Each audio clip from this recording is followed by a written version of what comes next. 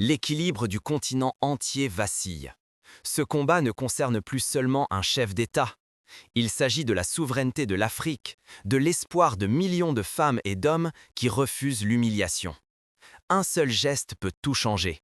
Plier ou se dresser et affronter la tempête. 48 heures.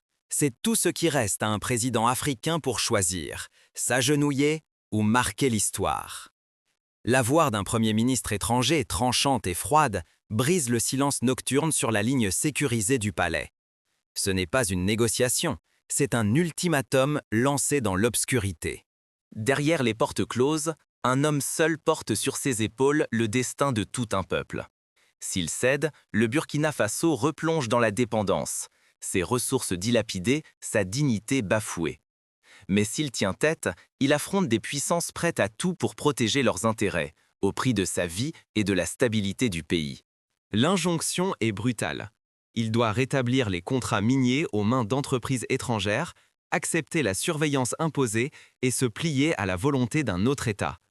S'il refuse, il risque la ruine absolue, la chute de son régime, la fin de sa liberté, peut-être sa propre mort. Le compte à rebours commence. Chaque seconde érode ses marges de manœuvre. Dans cette nuit de crise, la décision du président ne sera pas seulement la sienne. Elle portera la voix de tout un peuple et peut-être changera la trajectoire de l'Afrique. Ce dilemme, imposé par ceux qui dictent l'ordre mondial, révèle la violence cachée derrière chaque sommet diplomatique. Ici, aucun secours, aucune garantie de soutien. Le président doit décider en silence, guidé par la seule certitude que l'autonomie est un trésor inestimable. La pression est écrasante. Chaque minute d'hésitation pèse sur le destin de millions de personnes. Mais au fond de la nuit, alors que tout semble perdu, une conviction s'allume. Même face à la force, il existe un pouvoir plus grand, celui de refuser l'humiliation. Capituler, c'est accepter l'asservissement et le pillage, la perpétuation d'une colonisation déguisée. Résister, c'est risquer l'anéantissement, mais offrir au pays et au continent une chance de réécrire leur avenir. Ce choix, il le vit dans la solitude d'un palais assiégé par la peur et l'espoir. Mais comment ce président a-t-il trouvé la force de résister à l'intimidation alors que la menace semblait inévitable ? Plongeons dans les heures décisives où tout pouvait basculer. Quand la ligne se coupe, le silence est pesant. Mais au lieu de la panique, une lucidité glacée s'empare du président. Sans attendre, il réunit son cercle le plus loyal, le ministre de la Défense, le chef du renseignement, le conseiller aux affaires étrangères, le directeur de la sécurité économique. 4 hommes, 4 piliers, unis pour défendre la souveraineté de 22 millions de Burkinabés. Le téléphone sonne à 3h17 du matin. Ce n'est pas la première fois qu'un dirigeant africain subit une pression venue de l'étranger. Mais cette fois, tout bascule. Dans la lumière blafarde d'un bureau présidentiel, la voix du Premier ministre israélien traverse le silence, glacial, implacable. « Capitaine, vous avez exactement 48 heures. » Aucun espace pour la négociation, aucun délai pour la réflexion. Simplement une injonction, obéir ou disparaître.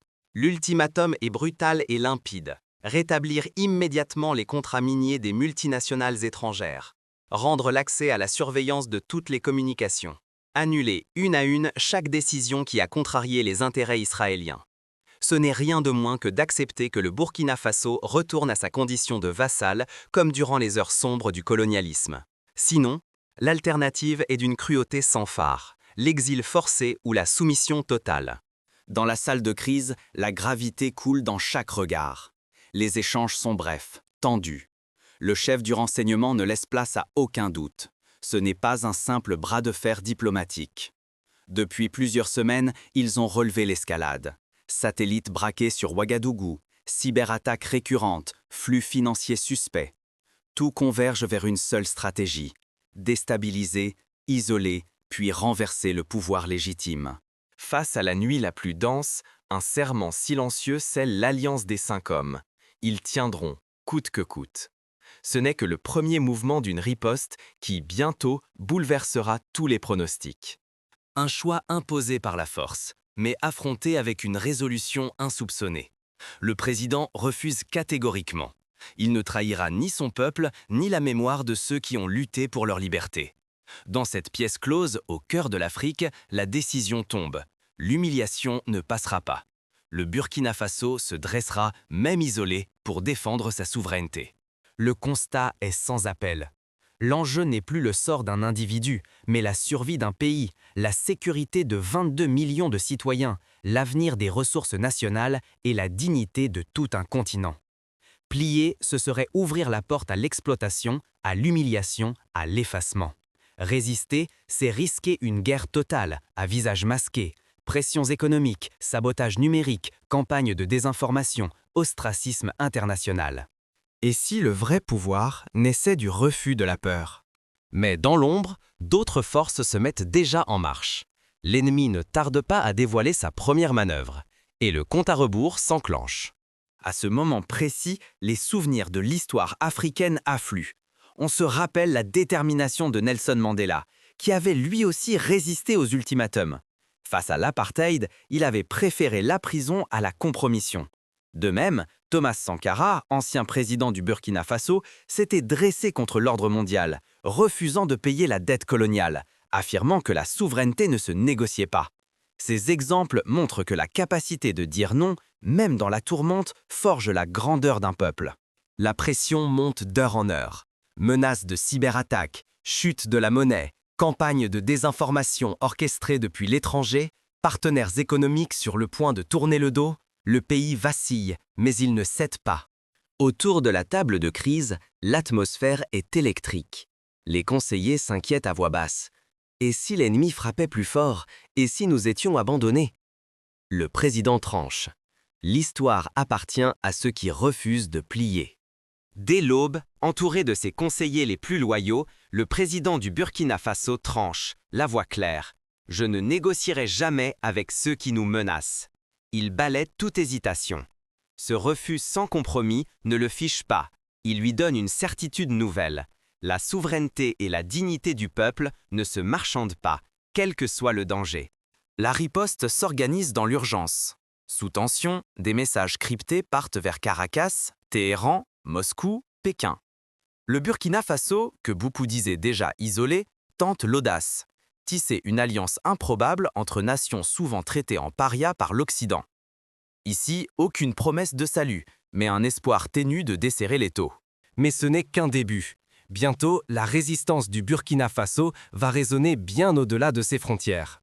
Quand un peuple choisit de défendre sa dignité, même les puissants tremblent. Soudain, des signes d'espoir émergent. Un État sud-américain offre l'asile en cas de péril. Téhéran et Moscou dépêchent des experts en cybersécurité et des officiers militaires. Pékin propose un accord d'achat privilégié sur les ressources vitales du Burkina Faso. Pour la première fois, une fissure apparaît dans le mur de l'isolement. Pour comprendre la portée de cette solidarité, on peut rappeler l'exemple du Vietnam dans les années 70, qui avait su mobiliser l'aide de pays jugés rivaux en Occident pour résister à la pression américaine. Ou encore l'Iran, qui, malgré l'embargo, a pu tisser des alliances alternatives. Ces précédents montrent que l'unité face à l'oppression peut inverser le cours de l'histoire. Le danger est immense. Plonger dans l'isolement total, voir l'économie s'effondrer ou déclencher une escalade militaire sans précédent. Mais ce refus catégorique de l'humiliation pourrait créer un précédent. Il s'agit d'oser élever la voix des faibles face aux géants, d'inspirer ceux que l'on croyait condamnés à subir. Dès l'aube du second jour, le silence pesant d'Ouagadougou vole en éclats. L'ultimatum étranger, relayé par la radio et les réseaux sociaux, frappe les esprits comme une décharge. La peur, d'abord glacée, s'embrase en colère. Une volonté de ne plus plier, de tenir tête, quel qu'en soit le prix. Pour illustrer, en 2011, lors du printemps arabe, la mobilisation populaire en Tunisie puis en Égypte a montré que le courage d'un peuple peut balayer des décennies de dictature. Ici aussi, la solidarité régionale devient un rempart et le refus d'un seul président fortifie des millions de personnes. Mais la vague ne s'arrête pas là. À Bamako, à Dakar, à Abidjan, des foules solidaires se forment. En quelques heures, toute l'Afrique de l'Ouest s'éveille. L'Union africaine convoque une réunion d'urgence. Les chefs d'État prennent position. Le Burkina Faso n'est plus seul. Les médias panafricains, sans relâche, diffusent ce souffle de résistance. Dans toutes les villes du Burkina Faso, des marées humaines envahissent les rues. Les banderoles s'élèvent. Notre dignité n'est pas à vendre. Burkina libre, non à l'humiliation. Les marchés ferment en signe de refus collectif. Nul ne veut commercer avec l'extérieur. La jeunesse, drapeau sur les épaules, chante et danse jusqu'à la nuit. La ferveur est contagieuse, le sentiment d'unité aussi. Le risque d'effondrement a muté en force inarrêtable. La peur a changé de camp. Ceux qui menaçaient doutent, reculent. Le peuple burkinabé, devenu armure vivante de la nation, tient bon. Mais la tension reste extrême. Jusqu'où ira la détermination populaire et quel prix faudra-t-il payer pour préserver l'honneur du pays? L'issue de la crise se joue dans les heures à venir. Netanyahou, sentant le terrain lui échapper, change de ton. Il multiplie les appels diplomatiques, propose des médiations, tente de sauver la face. Mais désormais, le pouvoir appartient à la rue, au peuple uni, et le président burkinabé n'est plus isolé. Face à cette marée, les menaces étrangères se brisent. Attaques numériques, pressions économiques, chantage médiatique. Chaque tentative renforce l'unité. Les hackers burkinabés, aidés par des alliés africains, repoussent les cyberattaques. Les associations civiles collectent vivres et argent, nourrissant le mouvement. Sur Internet, chaque menace étrangère devient un slogan détourné, moqué et partagé par des milliers de jeunes. Quand la dignité s'impose, elle ne connaît pas de frontières. Elle inspire, elle traverse les océans et fait vibrer des générations entières. Le mouvement s'est propagé comme une traînée de poudre. D'autres continents, soumis eux aussi aux pressions des grandes puissances, ont vu dans l'exemple du Burkina une leçon de courage. En Amérique du Sud, en Asie du Sud-Est, le nom Ouagadougou est devenu synonyme d'audace et de fierté retrouvée. Dans la foulée, le protocole de Ouagadougou a émergé. Ce pacte inédit a uni, pour la première fois, plusieurs États africains autour d'une défense mutuelle. Mais il ne s'agissait pas que de blindage et de frontières. Très vite, de nouvelles infrastructures ont surgi, et des institutions indépendantes, affranchies des dictats extérieurs, ont commencé à dessiner un avenir à leur image. L'échec de l'ultimatum lancé contre le Burkina Faso n'a pas été un simple revers pour ses adversaires. Ce fut un choc sismique. En une nuit, la résistance burkinabé est devenue un symbole mondial, un cri de défi face à l'arrogance des puissants. Partout en Afrique de l'Ouest, ce sursaut a catalysé des réformes majeures, aussi bien dans les institutions que dans l'économie. Ce choc a même inversé le fameux exil des cerveaux. Pour la première fois depuis des décennies, des milliers de jeunes Africains, portés par une énergie nouvelle, ont choisi de rentrer bâtir leur continent. Le retour massif d'ingénieurs, de médecins et de chercheurs a transformé la fuite en une vague de renouveau irrésistible. Mais derrière ces succès éclatants, de nouveaux défis surgissent. La victoire appelle la vigilance, car les regards du monde entier restent braqués sur le Burkina Faso. Un ultimatum n'a de poids que si vous y consentez. Dignité ou soumission, ce choix vous appartient entièrement. Cette séquence rappelle qu'ignorer les leçons de ces heures, c'est refuser une chance unique de bâtir un monde fondé sur la justice et la dignité partagée. La souveraineté, conquise dans l'adversité, devient alors une lumière à suivre. Même au cœur du pays à l'origine de l'ultimatum, des voix inattendues en surgissent. Des intellectuels israéliens ont publiquement soutenu le droit des Africains à l'autodétermination, ouvrant la voie à un dialogue inédit et à des prises de position courageuses dans la société civile mondiale. Face à la menace et à l'humiliation, il existe une frontière invisible que seuls les peuples audacieux osent franchir. Ce n'est pas la peur qui façonne notre avenir, mais la façon dont nous répondons à l'intimidation. Refuser de plier, c'est déjà écrire une page nouvelle, là où l'honneur prévaut sur la force, où la dignité écrase toute pression extérieure. Agir avec courage, c'est entrer dans l'histoire. Ce n'est pas le combat d'un président ou d'un territoire, mais celui de l'âme d'un peuple. Refuser l'ultimatum, c'est refuser la fatalité. Ouvrir la porte à un futur où, face à l'adversité la plus brutale, la dignité collective demeure inviolée. Pour chaque citoyen, pour chaque génération, la question demeure: courber l'échine ou se redresser, même quand tout semble perdu. Les puissances n'ont d'emprise que sur ceux qui abdiquent leur force intérieure. L'histoire ne s'écrit pas dans la crainte, mais dans l'audace de celles et ceux qui, un matin, choisissent de dire non. Non à l'humiliation, non à l'exploitation, non à la domination. Trop longtemps, l'ordre du monde a été imposé par ceux qui se croient tout-puissants. Richesse sans limite, armée redoutable, contrôle sur les ressources et les vies, telle était leur assurance. Mais il suffit d'un refus net, d'un acte collectif de courage pour ébranler cet édifice bâti sur la peur et le mensonge.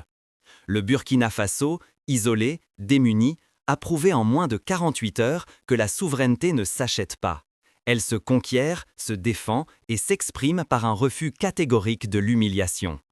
Si l'Afrique s'éveille, ce n'est pas qu'elle ignore la peur, mais qu'elle choisit l'honneur. Demain appartient à ceux qui osent tout risquer pour la liberté, à ceux qui affrontent l'injustice, à ceux qui comprennent que la souveraineté n'est jamais donnée, mais toujours arrachée. Aujourd'hui, l'ultimatum a été rejeté, mais la question essentielle est désormais votre. Quand la prochaine épreuve se dressera devant vous, que choisirez-vous? Resterez-vous spectateur ou deviendrez-vous acteur de votre propre dignité? Pour que cette histoire ne reste pas qu'un symbole, il est temps de réfléchir aux étapes concrètes qui peuvent ancrer la souveraineté dans la réalité quotidienne. Car il ne suffit pas de dire non, il faut aussi construire les moyens de ce non. Voici quelques pistes pour transformer la résistance individuelle et collective en victoire durable. Premièrement, il est essentiel de renforcer l'éducation nationale et l'accès à l'information. Un peuple conscient de son histoire et de ses droits est plus difficile à manipuler. Prenons l'exemple du Ghana de Kwame Nkrumah qui, dans les années 60, a investi massivement dans l'éducation et les médias publics pour éveiller les consciences et bâtir une identité post-coloniale forte. Deuxièmement, la diversification économique reste un pilier inévitable. Dépendre d'une seule ressource ou d'un seul partenaire expose à tous les chantages. Le Botswana, après avoir obtenu son indépendance, a négocié avec fermeté la gestion de ses diamants et misé sur la transparence, devenant l'un des pays africains les plus stables et prospères. Troisièmement, la création de réseaux régionaux solides permet de mutualiser les forces. La communauté économique des États de l'Afrique de l'Ouest, malgré ses limites, a montré que la solidarité régionale pouvait contrer des ingérences.